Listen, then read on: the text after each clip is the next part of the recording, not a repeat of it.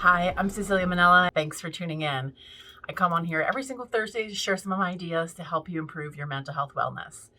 Today, I want to talk about a phrase that you can implement into your life very quickly and very easily that will elevate your emotional connection and your ability to see what's happening in your life from a different perspective. So the phrase is name it and frame it. So here's how to use that. Name it is about naming the emotion. So whatever reaction you're having in your body, you want to be able to name it. Now, why is naming it really important? Well, nothing really exists and we tell a story about it. Everything and all of our experiences, everything that we go through in our life, our relationships, the people we connect with, our jobs, our school choices, everything that we do actually has a story. And we use words to create these stories. So when we have emotions, it's really important to name it, because if we don't name it, then we can't create a story around it. It's hard to identify what it is. It just becomes this arbitrary sensation in your body that doesn't really have a name. So you want to be able to name it. And we do this with kids, and we do this in our personal lives all the time, where we're trying to increase our ability to communicate and identify our emotions. Now, framing it is a piece that most of us really forget about. Now, what do I mean by framing it? It's no different than a frame around a picture. If you think about what a frame actually does for a picture, what it does is it creates some boundaries around that picture.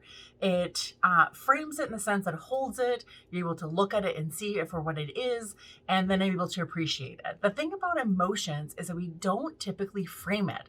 So we say things like, I'm just feeling really upset right now, and that's about it. And we don't really give it a frame. Now, framing it is about what is contributing to that situation. So why are you feeling frustrated in that moment? What is contributing to that situation? But part of framing it is also creating some more context around it and diving a little deeper into that frustration or into what is providing that sensation of frustration in your body.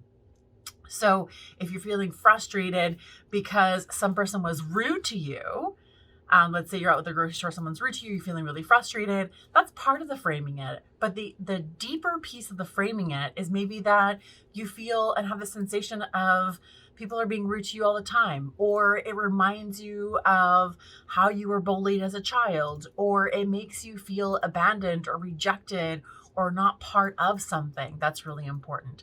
The framing of your emotions is really, really important. Now, why is that really important? Because it helps you understand what is happening to you and what your experiences are about. And this creates a lot more self-awareness and self-knowledge, but then you're able to communicate it. The other piece that what it does is it helps you realize that the emotions you're having in the moment can actually have a really long history. And they can be compounded by multiple things. It can be compounded by sexism, by racism, by ableism, classism. So all the experiences that you have, all these structures or inequalities or past traumas can influence how you feel in that one moment. And in acknowledging this gives you power over that situation, gives you power over that feeling, because you can understand that it's multi-layered and multi-connected.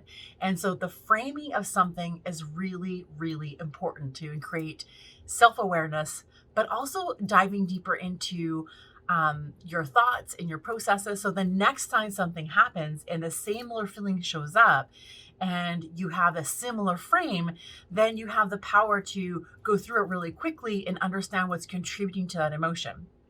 This is all part of emotional management and regulation, self-regulation of your emotions and your thoughts and your feelings, and with yourself, but also in relationship with other people. So we don't necessarily need to focus on changing the emotion, because that's not the point of it. It's not about changing how you feel about something. It's about understanding the complexity of your feeling.